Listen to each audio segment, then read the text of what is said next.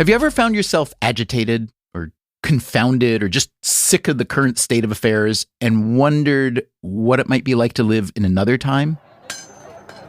I do not belong to this time period. I know it sounds crazy, but when I wore armor and I'm sitting in front of a castle in Germany or in Poland, I felt like I belonged there. You know, I feel at home. For some people, home is in the Middle Ages. It appears to be a simpler time. People worked hard and played hard. It seems exotic to us now. The exotic place these people are in is New Jersey, at the Burlington County Fairgrounds. It's a warm, sticky Sunday in June, and they are attending the annual New Jersey Renaissance Fair. Fair with an E at the end. Despite the heat, they're wearing woolen vests and long-sleeved dresses, heavy boots. Also, among the men, a lot of very bushy beards. Matt Schwarz is one of the musical performers. He is a harpist. I think nowadays you look at a world that doesn't have a lot of our modern problems, and you think it was perfect. Of course, back then, they had their own problems. But I think there's much to be said with a world in which you're in touch with the outdoors and nature. Jordan Cavalier is another musical performer. This is called the nyckelharpa.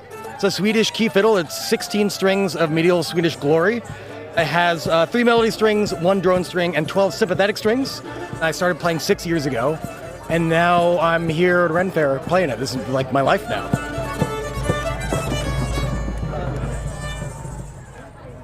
In the U.S. alone, there are a couple hundred Renaissance fairs each year. They give you a chance to hear period music, eat a turkey leg or a giant pickle, and pretend that you are not only in a different time, but that you are a different person. I am Sir Maligan, the Knight of Fortitude, part of the Knights of Virtue, soon to fight in the Tournament of Virtue here at 1:30 on the field.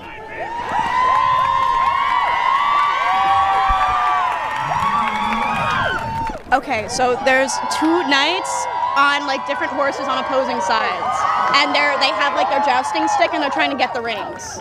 So whichever one gets the rings, they get the point.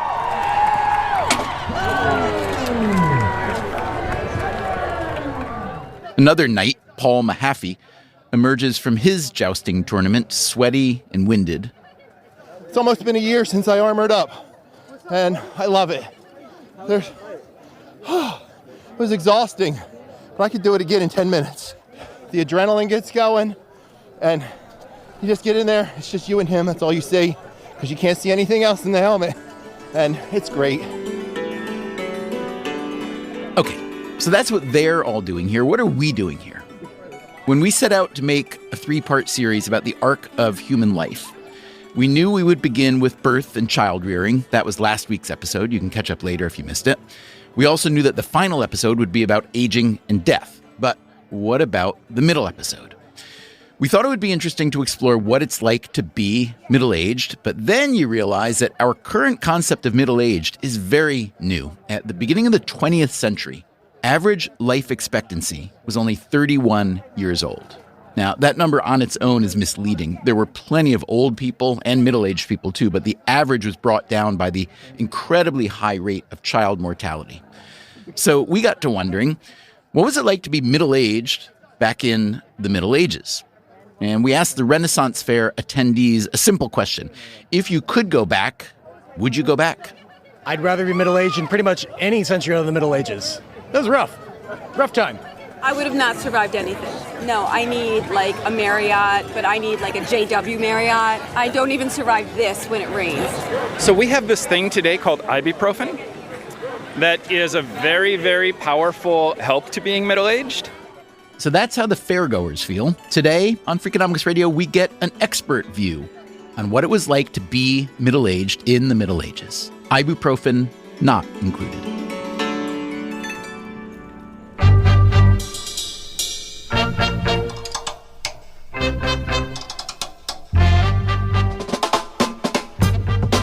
This is Freakonomics Radio, the podcast that explores the hidden side of everything, with your host, Stephen Dubner.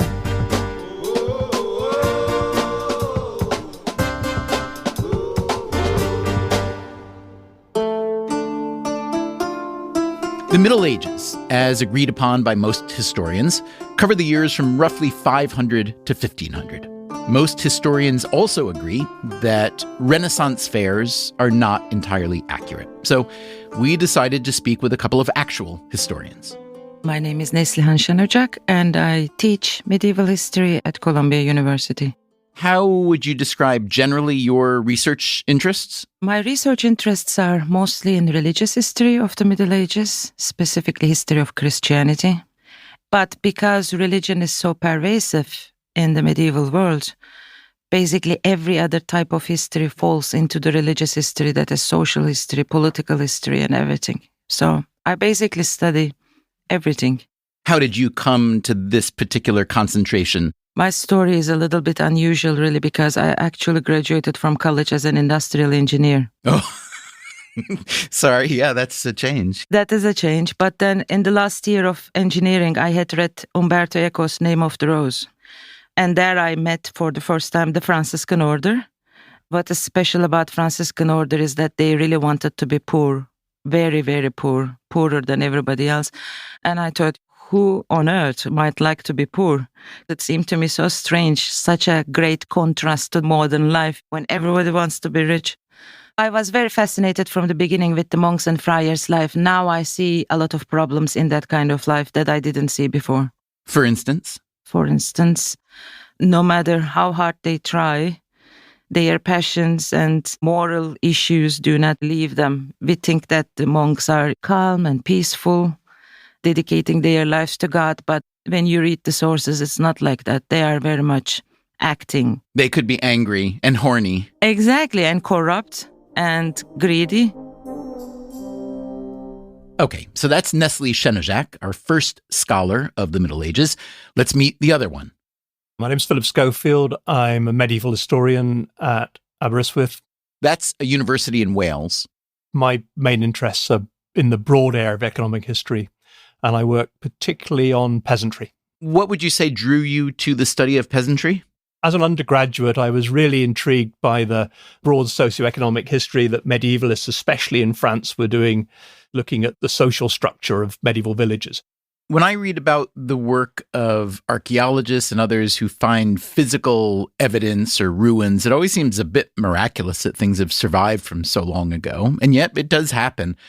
When you study economic history, I'm curious what the evidence is like and if it feels as though you're always reaching through a veil of sorts, never quite getting to the reality. That's always the sense on one level. When I was doing my doctorate, I wrote at one stage something like, he probably thought that. And my supervisor, someone called Barbara Harvey, she said, what are you doing? You don't probably think it. You either know it or you don't know it. And if you don't know it, leave it out. That's sort of old school, but it appeals to me, really. I imagine if I walked through a 14th century peasant village on the basis of my understanding from 14th century records, there's undoubtedly a lot of things that would surprise me. But there are local court records, manorial records that are really the records generated by lords, but include a huge amount of incidental information directed at the peasantry, including, for example, litigation. That's something I work on quite a bit, is actually peasants not litigating with their lords, but peasants litigating with each other.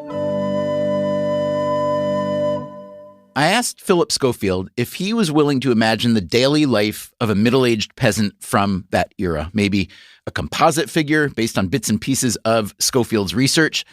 He was actually able to do us one better than that. I did write something almost 30 years ago now in a journal called Past and Present about two peasants who litigated.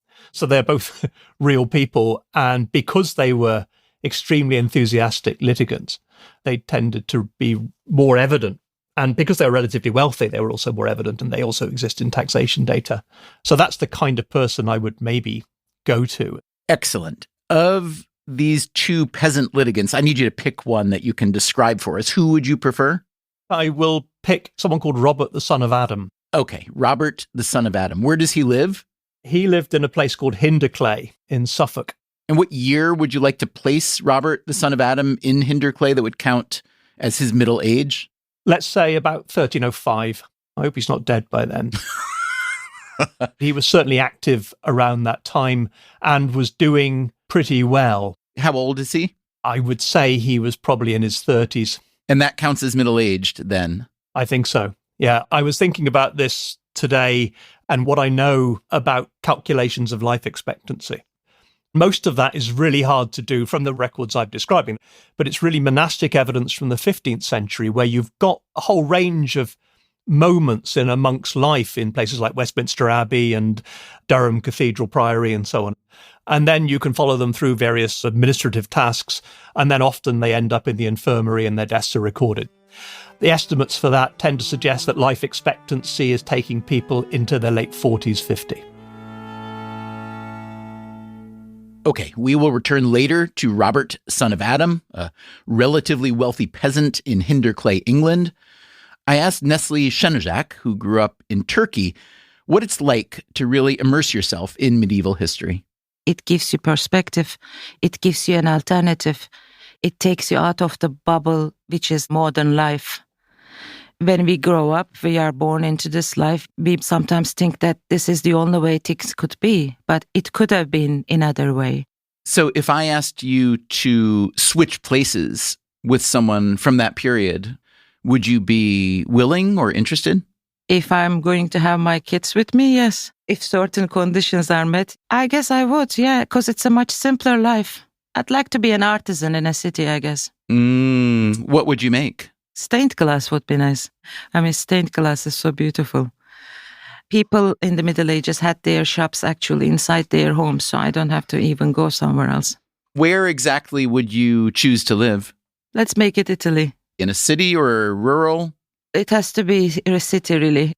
Italian cities were much more advanced in the 13th century, much better organized. You have free healthcare, free education. If I'm rural, then I would have to be peasant. And you want to be an artisan? Yes, I'd rather be an artisan. I think being a peasant requires far too much energy, which I don't think I have. Let's start with the city. Where will you live? Well, I quite like Florence, so it would have to be Florence. What year shall we pick? 1250s would be good. In real life today, do you have a spouse or partner? I do have a spouse, yes, and he's Italian, actually. So Nestle Shenjac has raised the stakes by including herself in our exercise, and she's bringing along her husband and 2 sons. I asked Philip Scoffield what we know about the family of Robert, the son of Adam. She's got a brother. Beyond that, it's difficult to be entirely sure. We do know from other contemporaries that if he was fairly typical, he would have a wife and maybe a small number of surviving children, some of whom would survive into adulthood. So it's quite reasonable to suppose that he had 3 or 4 children who moved beyond infancy. What do his children do? At what age do they start to perhaps work with him? Well, they were still really young, less than 10. So small-scale herding, managing crops, keeping birds off things, helping with harvest and so on. What level of education would these kids be getting? Education is fairly limited. A lot of education is the education of the village, in a sense, of learning from doing in some ways. What does Robert eat and drink?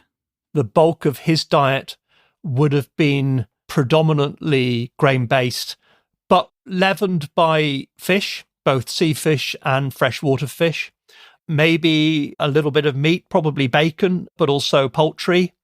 Quite a lot of ale in his diet. Is there a relatively low alcohol version of ale that children and others would drink since it was safer than water? I mean, children are drinking ale, definitely. Whether it's low alcohol or not, it's difficult to be entirely sure. Obviously, in Florence, you would have access to very good wine. What would a family dinner look like? It would definitely have vegetables and fruits.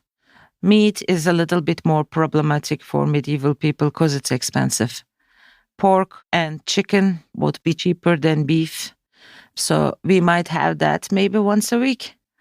People did consume a lot of beans and lentils and things like that also because they were durable. They don't go bad. We wouldn't obviously have any fridge or anything, not even a cellar. But also, of course, the main staple of any diet is the bread. Say a bit more about why you were determined to put yourself in a city and not a village or the countryside. The big difference is that you are much less exposed to the elements. City life is pretty safe. compared to the rural life because the cities are walled. They are very well protected. In the countryside, you do get raids. You might have animals coming in, wild animals, which were much more in number in the Middle Ages than they are now. Obviously, they've been hunted down over the years. There is food insecurity in the countryside. I wouldn't have food insecurity because generally what the medieval cities like Florence did, they had big granaries. They stored grain just in case there's famine, and then they would distribute it to the citizens. Let's talk about the state of commerce. How does that work? How much do you make and what are you able to buy with it? I would have to find commissioned jobs. If I'm a stained glass maker, that would mean either a church or a monastery would have to give me orders. There are lots of churches, many more than now. And if a church can afford having stained glass, which would be expensive, I think I can make a decent amount of money to be what corresponds today to middle class. Okay, so you're a middle class, middle-aged artisan in the Middle Ages. Yes, that's a lot of middle. That's okay. That's why we're here. What is it like to be a freelance artisan then? Well, the thing is, I would have to enter the guild of stained glass makers. All the trades were very well organized. Today's trade unions, they really have their origins in the Middle Ages. So I would have to pay dues to my guild. I would have to be registered as a master of stained glass. And the amount of money I can charge would be regulated by them. When you read economic history, the economists are usually anti-guild because they see guilds as monopolistic within their domain. There was actually this famous economic essay about how the Candle Makers Guild were trying to have a resolution passed that forbade the sun from shining at certain times because with too much sunlight, there was less demand for their products. Plainly, that was not quite real, but the sentiment, I think, was legitimate. I'm curious, how would you feel about your guild? Would you feel it's generally a positive for you and for the rest of society, positive for you and a negative for the others, and maybe even negative for you because you have to join this guild and pay dues and have your wages probably set as opposed to being a true freelancer? Well, I'm not inflicted with the laissez-faire ideas of the modern economy, which I consider a good thing.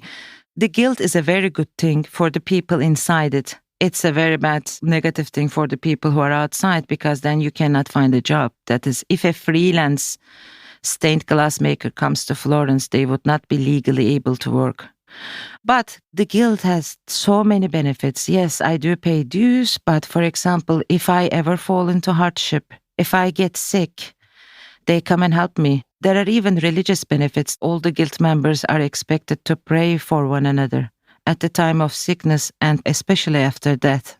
Would you have an appetite for expanding your business, maybe renting a bigger workshop and hiring people and becoming a big-time commercial person yourself? Whether I'm some kind of a proto-capitalist? No, I can't imagine that. I chose the medieval life because it is the simpler one. The more people get into your life, the more difficult your life becomes. I'd rather try to have a small life. I don't have to deal with too many people. The customers are enough, and my kids and the partner. Okay, and how about the economic life of Robert, son of Adam, our peasant friend in Hinderclay, England? A peasant in this period could be relatively wealthy. I mean, not as wealthy as an aristocrat or a major landowner, but within their community, they can be wealthier than others. And for Hinderclay and Robert, the son of Adam, we have very good taxation data, which places him at or near the top of his own community. How exactly does Robert make his living, and how has he done so well? That's an interesting one. A lot of his activity is to do with production of grain and farming his land, almost certainly with some livestock as well. What's interesting about Robert from taxation records is he has a much higher proportion of a single grain than almost anybody else in his community, which suggests he's probably not involved in some monoculture, but is probably buying and selling and accumulating as a grain factor. Oh, I see. So he raises a crop, but he's also a merchant. I think so. I see. And what is his grain? In this particular part of the country, barley is a predominant crop. People also produce wheat, oats, rye, peas, beans, but the predominant crop is barley, and that's where a lot of his wealth is held. And what would you say are the characteristics of Robert that enabled him to become not just a farmer, but a merchant? Is he particularly clever? Is he a bit of a bully? Do you think he's honest? My sense is he is clever. My sense is that he's actually, I often use the term aggressively acquisitive. I think he's someone who knows how to maximize opportunity. Some people have that ability, don't they? And some people don't. His brother, William, the son of Adam, is also quite well-to-do in the village, but in a more traditional way. And I think that maybe they're born into a family that's relatively well-to-do, though we don't have the records that allow us to see that. So he probably is relatively well-off in capital terms to begin with, but also knows how to play that, how to use markets, how to advantage himself, and in particular, how to use law to support that. When things start to go against him in any way, he's very quick to turn to law, very quick to actually bring people into court, to sue them, to not give up. I don't know whether he's a bully, but I do think he knows what he wants and is prepared to push hard to get it. How much land does he have? He has something in the region of 20 acres of land. So he may be investing in a nice house, a reasonably nice house. It would be probably a single level, possibly with a slightly raised area above it. There might be a distinction between a living quarters for people and perhaps a space to the other side of it where livestock might be kept. Are there windows in this house? In this house, probably more shutters, certainly not glass windows. And what are the building materials outside and inside? You might be talking about a kind of wattle and daubing, a combination of mud plaster mixed in with straw and things like horsehair and a wooden frame, which you attach that to, a fairly basic stone flooring as well. What's the furniture look like? Wooden furniture, locally made wooden furniture. Some of it might be quite ornate. He might copy his lord in the way in which he arranges that living space. So he might seat himself at the end of a table with his family in relative seniority, closer or further away from him, for example. He might invest in some decent tableware. Silver? Possibly not, but good pottery. How many channels does he get on his television? I'm guessing fewer than 5. Not so many. Yeah, probably. So this lord you mentioned, tell me about him. Robert is a villain or a serf, so he's an unfree peasant, so he technically belongs to his lord. You kind of buried the lead on me there. That's a big deal, isn't it? Yeah, but at the same time, he's in a community that is both free and unfree. So around him, there might be free peasants, and he's an unfreed peasant. But that doesn't necessarily mean he's significantly disadvantaged. The relationship between freedom and unfreedom in the medieval village could be almost reversed. Some of the people who hold free land might be relatively poor people holding relatively small plots, whereas the unfree might be relatively privileged individuals, except that they obviously have restrictions on their mobility and so on and so forth. So if Robert is essentially owned or circumscribed by his lord, what are some of the upsides and downsides of that? There are some people who say, well, villainage is actually not an impediment. It's a safety net. Because the Lord cares about his villains, they are his bread and butter in a sense. He protects them. He doesn't want to be overly demanding of them. That customary rents they pay are fairly low and fixed. Others would say that villainage is an imposition. It's a restriction of basic freedoms. It means that if you want to marry off your daughter, you have to pay a fine. If you want to leave as a young man, you have to pay a fine.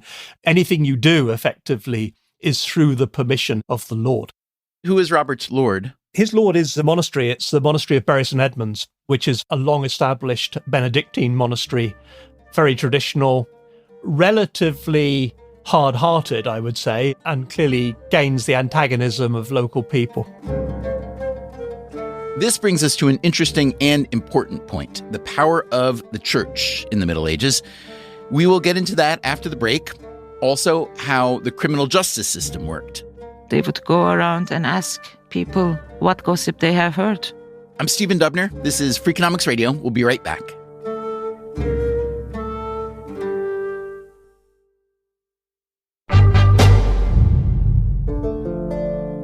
We've been speaking with two middle-aged scholars of the Middle Ages about what it would be like to have been middle-aged in the Middle Ages.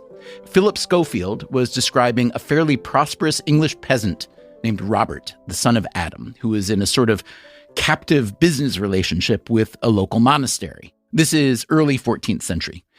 Meanwhile, in 13th century Florence, Nestle Shenjak, a historian at Columbia, has imagined herself living with her actual family from today, and she is making stained glass for a living. This means that she, like Robert, the son of Adam, was in a financial relationship with the church. And let's remember, the Middle Ages were a very churchy time. Here is Shenjak. In the Middle Ages, there is not even a word for religion, really. It's a modern word. People have this faith, and in many ways determines everything they do, how they rule people, how they work, how they talk to each other, how they write.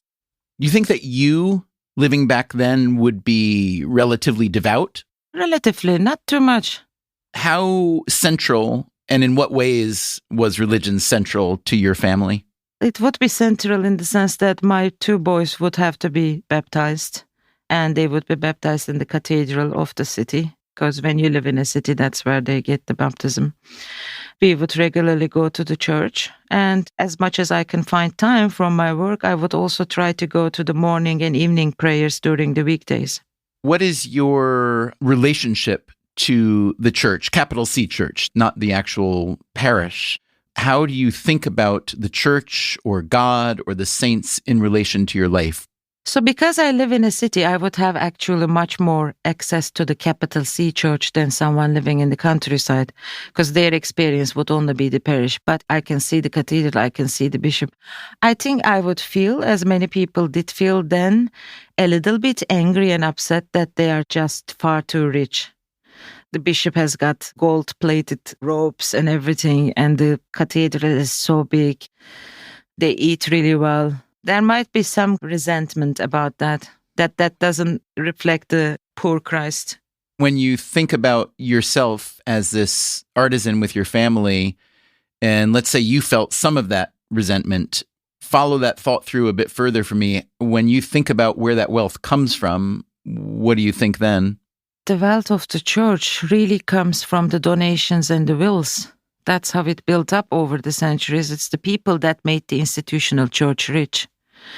But there is also the fact that the church, after the 9th century, started to collect tithes, which were taxes. So 1/10 of my income has to go to my parish, which is quite a lot. More than the guild fees, probably, yes? Yes, I would think so. And how would you feel about that tithing? I don't know. I think I would force myself to think about it as a good religious deed, that at least I'm giving it to the church. And 1/4 of those tithes are supposed to go to the poor.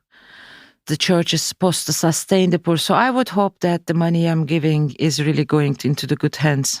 Now, let's say your husband comes home from work one day and says, wow, you would not believe how beautiful the new wing of the monastery is. It looks like it was built for, an Egyptian pharaoh. I wouldn't feel good about that. They are monks. They're supposed to imitate Christ. They're supposed to live poor as they can. I mean, they don't have to die out of hunger, but they don't need a luxurious new wing.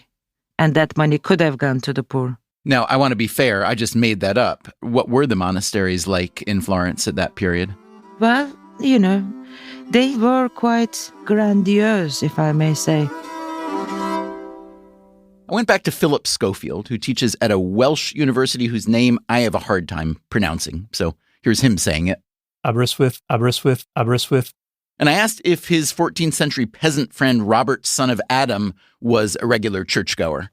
Almost certainly. This is an Orthodox Catholic country at this stage. The room for stepping outside of perceived appropriate religious practice is relatively minimal. There's a big debate about what attendance meant relative to belief, but certainly people do attend and would expect to attend in a fairly regular way. Also, at different points in your life, maybe going on pilgrimage. Where would a pilgrimage be to? Some people go to Jerusalem. Some people might go somewhere in Western Europe, but also they may attend pilgrimage within England. What does Robert think about God, or how does he conceive God? Given that Christian teaching is to be charitable and to love thy neighbour as thyself and so on, I can imagine people paying lip service to that. But certainly from a lot of contemporary commentary, and I think probably Robert would fall into that from my reading of him, people struggle to actually follow it through in their daily lives. Would he have believed in curses? And was he perhaps on either the receiving or giving end of a curse? Really hard to know that from this period because it's not showing up in quite the same way in our records. Certainly people talk nastily about each other. The gossip and hearsay was so much bigger source of information in the Middle Ages than it is now.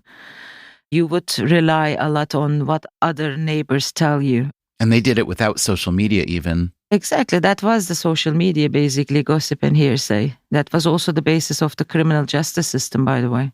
What do you mean? That's how they found the suspects. They would go around and ask people what gossip they have heard if a crime has been committed and no one knows who committed it. But then at a certain point, you tried to gather some actual evidence, yes? That would be really difficult without forensic science. If you think about the way the modern criminal justice system works, if there are no witnesses to a crime, what are your fallbacks? Fingerprints and DNA analysis. None of that existed. So what do you think the false conviction rate was? In a place like Rome or Perugia, which are neighboring places to Florence, the conviction rate was so low, only 10% of trials resulted in a conviction. 90% would be let go out of the reason that there is not enough evidence to convict them. Because the judges had it on their conscience if they wrongfully sent somebody to execution. So they would have to let them go if there is not enough evidence. Was the legal system informed by religious feeling or religious devotion? Oh, yes, absolutely. Judges and the juries would always take an oath that they are going to follow the procedure, they are going to tell the truth. Somehow people really have taken that quite seriously, especially the judges. You can see that they are cringing not to give in. They don't want to execute people. They are very afraid that in the other life, God will see them as a murderer if they do that without sufficient evidence. And then do they conversely assume that if someone did commit a crime, but there is no evidence, and the judge doesn't want to convict, do they assume that that criminal will be punished anyway by God? It's not that they think that God will punish them anyway, so let us not punish them. That is not the case, because they definitely did understand that if you do not hold people accountable, then crime will increase. You do need to deter people.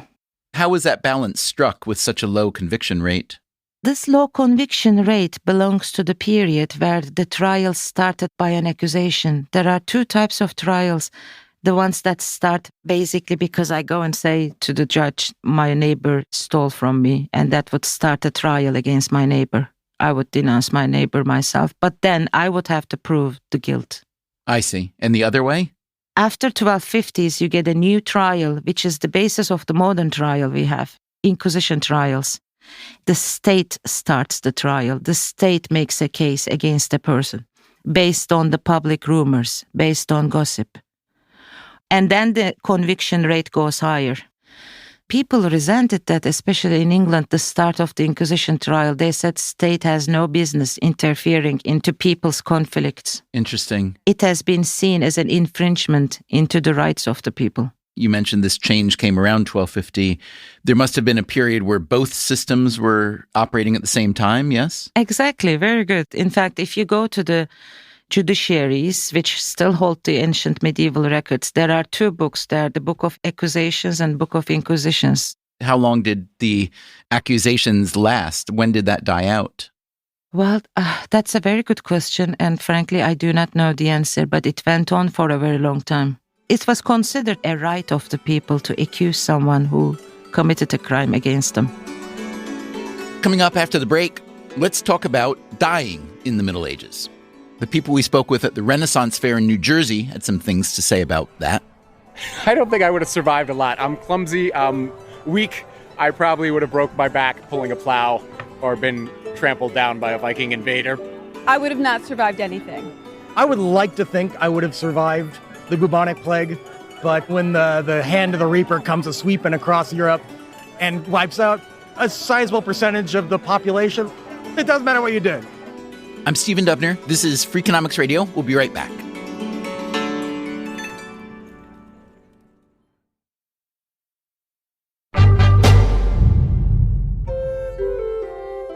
Okay, let's talk about death and dying during the Middle Ages. As we all know, the definitive historical account comes from Monty Python and the Holy Grail. Bring out your dead! Bring out your dead! Here's one. Ninepence. I'm not dead. What? Nothing. Here's your ninepence. I'm not dead. Here. He says he's not dead. Yes, he is. I'm not. He isn't? Well, he will be soon. He's very ill. I'm getting better. No, you're not. You'll be stone dead in a moment. Oh, I can't take him like that. It's against regulations. And here is an actual historian, Philip Schofield. Undoubtedly, death was there. I mean, death is always there. Even today, apparently. Yeah, apparently. So I've heard. In the second decade of the 14th century, there is a period known as the Great Famine, where maybe 10 to 15% of the population died. We can't really see the total impact of that because the most vulnerable are the least visible. We tend to think of peasant households as being complex and full of generations, but in reality, they probably weren't, mostly because people didn't live long enough, really, for that to happen. Something we don't know a lot about for this period, but we know about for later periods is infant mortality. If you had a number of children, then the strong likelihood is you would also have a considerable degree of loss in your life because of that. Violent death is also reasonably prevalent. And what about medicine in 14th century England? What happens when Robert, the son of Adam, or someone in his family is sick? They have a monastic community that's their lord, so they may seek support from their community. There will be an infirmary there. There are things called hospitals, but they tend to be relatively low scale, unlike in Tuscany, for example, where this period there are substantial hospitals. Here they are intended to house and support a symbolic number of poor, often the equivalent to the number of the apostles, for example. But you would have people that would travel around offering a range of skills, including some limited medical skill. So people who are barber surgeons who might help set an arm or do something like that. Nestle Shenjak, you will remember, located herself and her family in Florence. This is starting to look like a wise choice. There were public hospitals in Florence. So if you are really sick and you need to be taken care of, then you can go there. And anybody who volunteers there, they would take care of you for free. Still, the healthcare is obviously, compared to the modern knowledge that we have, is much more limited. They just do not know what are the causes of the many diseases. Antibiotics will go a long way to treat bubonic plague, but in the Middle Ages, obviously, that was not available. Across Western Europe, between 1347 and 1350, possibly 45% of the population died. What's remarkable is how society coped with that. I don't know how modern society would cope with 45% mortality, but there is enormous continuity. There's a lot of contemporary comment and shock and fearfulness, but also the local records I was talking about record, for instance, repeatedly, X has died, Y has died, Z has died, and so on. You get that persistence of normality in the face of something that was utterly abnormal. Nestle, how about you living in 13th century Florence with your husband and two sons? How do you think about death? Yes, that's the big question.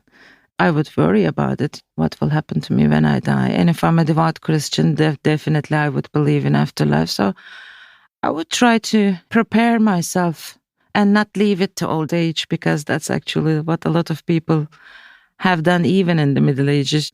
They lived their youth rather frivolously. How old would you expect to live until? Oh, that depends on so many conditions, but I would hope that I can live until maybe 55, 60. How old are you now in real life? 52. I didn't realize I was speaking with you so close to the end of your life. Well, yeah. I'm going to miss you. Well, there will be somebody else in my place doing the stained glass. No. I don't mean your stained glass. I mean, I've taken a liking to you during this conversation. When you said 52, I imagined you living easily till 70 or 75. No, I don't think that very often happened to ordinary medieval citizens. I asked Philip Schofield if he would have liked to live during the period he studies. I think for a short period of time, I'd be interested. One of the things that would be shocking would be the level of casual cruelty. These villages where people are living fairly close to a marginal existence can be harsh places. A woman cropped up in litigation that I was looking at recently who had been told to return 8 hens that she'd purchased from somebody.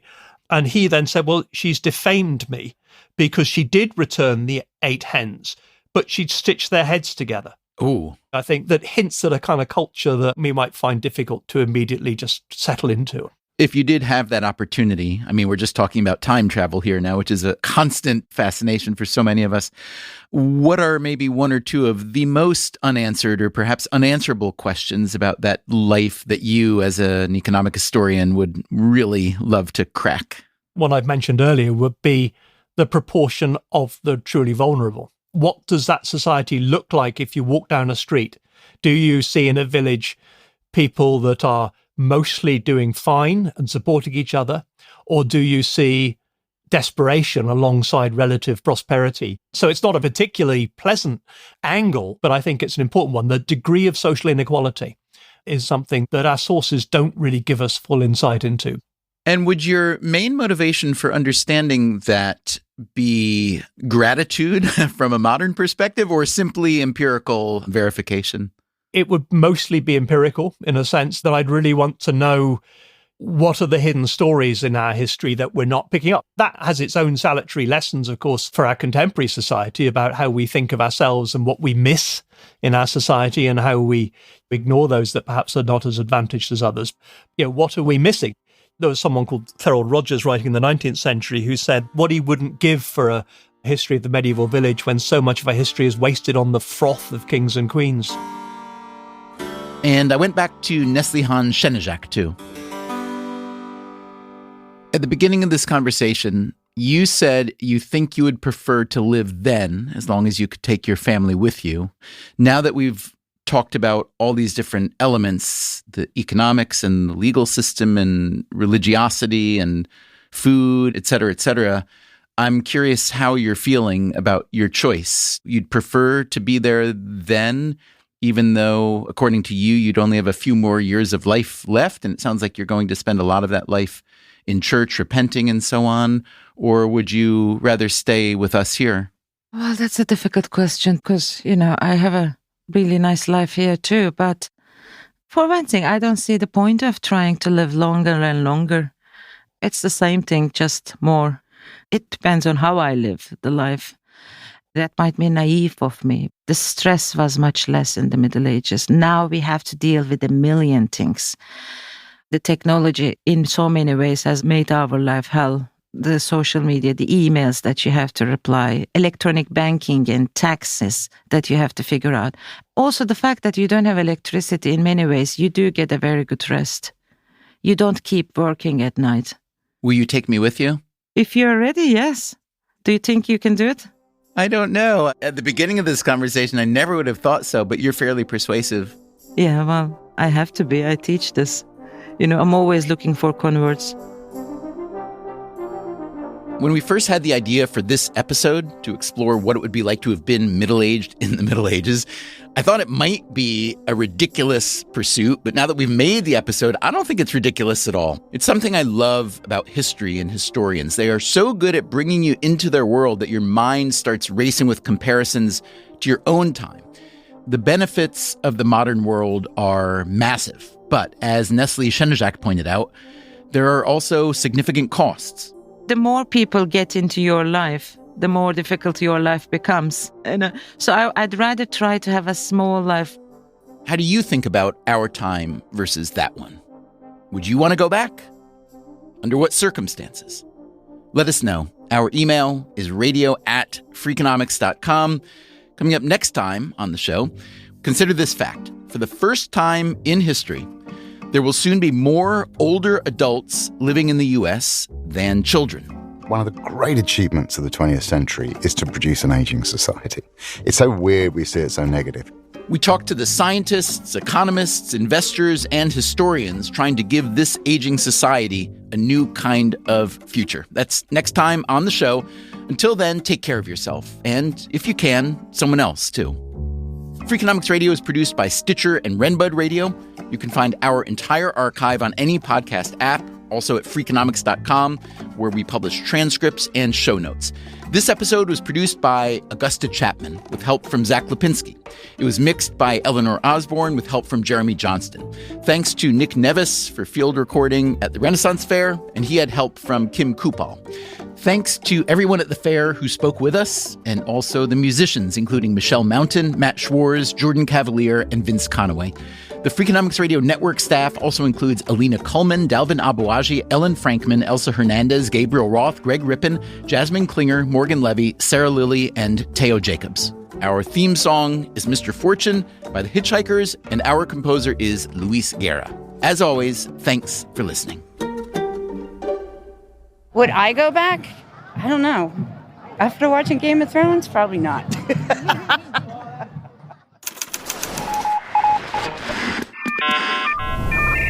The Freakonomics Radio Network, the hidden side of everything. Stitcher.